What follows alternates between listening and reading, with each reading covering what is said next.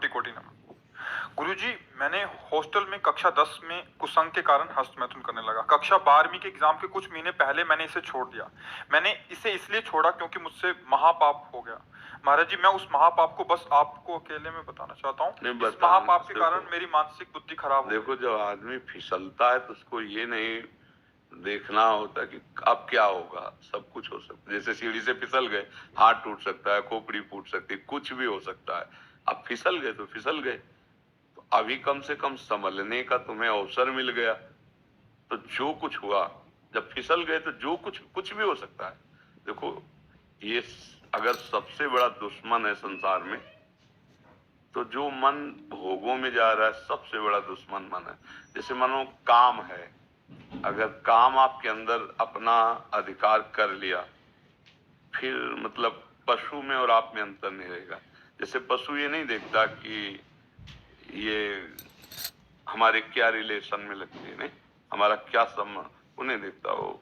ऐसे ही जब काम आ जाता है तो कोवा मदांधो मदना तुरोवा। बोले अंधों में अंधा, मतलब बड़ा अंधा कौन है? बोले जिसके अंदर काम ने व्याकुलता पैदा कर दी। अब वो कुछ भी कर सकता है, मतलब अब उसमें ये कर सकता है, ये कर सकता है, ये नहीं, वो कुछ भी कर सकता है। आप समाचारों में सुनते हैं, लोक में देखते हैं, वो संभल नहीं पाए, काम ने अधिकार कर लिया, सर्वनाश कर दिया। तो वो तो बात छोड़ो, जो हो गया उसको तुम भूल जाओ। एक बुरा स्वप्न मान करके जो हम कह रहे हैं वैसे चलो।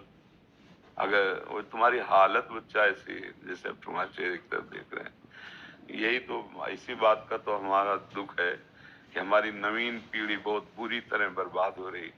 और डॉक्टर और सलाहकार ऐसे मिलते हैं कि वो प्रोत्साहन दे देते हैं कि फिसिटेशन, क्या फ्रस्ट्रेशन। हाँ, अब इसका अर्थ क्या होता है?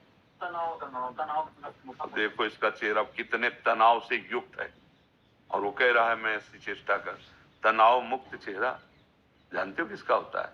जिसमें संयम होता है, जो सत्य मार्ग, वो तनाव मुक्त।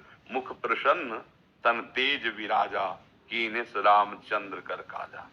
मुख प्रसन्न होता है क्योंकि भगवान भगवत कार्य में लगा है ना। गंदे आचरण वाला कभी किसी को देख लेगा, उसका चेहरा ही ऐसा। अब कितनी नव किशोर अवस्था, बिजली की तरह शरीर में स्फूर्ति, एकदम चमकता हुआ चेहरा। ब्रह्मचारी के चरण ऐसे पड़ते हैं जैसे आग में पड़ते हैं, क्योंकि ब्रह्मचारी होता है। अब ये अवस्था ब्रह्मचर्यहीन करने की है। और ये कह रहा पहले से हम कर रहे हैं, इसीलिए जब इस ये विषय आता तो कहते भैया सावधान हो जाओ, न ये डॉक्टर जानते हैं और न तुम्हारे सलाहकार जानते हैं, तुम खुद बताओ। अब जैसे बच्चा, खुद देखो तुम्हारी हालत क्या है। जो बच्चे गलत चेष्टाएं करते हैं वो खुद देखें उनकी हालत क्या है। सबसे बड़ी हानि कि स्मृति जाने लगती है, उनकी स्मृति में दम नहीं रहती। दूसरी, शरीर के जोड़ों से, क्योंकि वो एक बहुत बड़ी शक्ति है ना, तो अब वो जोड़, वो कहीं एक जगह नहीं, जैसे कि भाई पित्त की थैली, ऐसे कोई ऐसा नहीं है, पूरे शरीर में आपके। वो जो ही ऐसी चेष्टा होती ना, वो मंथन करता है, एक मनोवाह नाड़ी है। तो जैसे दूध से पूरा घी निकाल के मथानी अलग कर देती है ना, मंथन कर, ऐसे पूरे शरीर से वो पावर निकाल के बाहर कर देती है।